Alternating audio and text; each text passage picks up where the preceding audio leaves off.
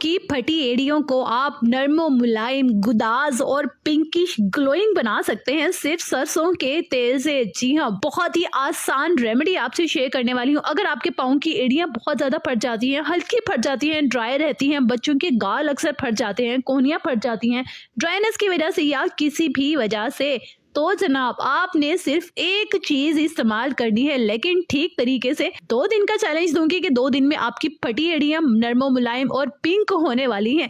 Video को ठीक से देखिएगा, समझिएगा और फिर इसका इस्तेमाल कीजिएगा। जी, रेमेडी के लिए आपने लेना है सबसे पहले सरसों का तेल यानी कि मस्टर्ड ऑयल। हर घर में मौजूद है आई नो, लेकिन उसका इस्तेमाल आप ठीक तरीके से नहीं करते, आज करेंगे।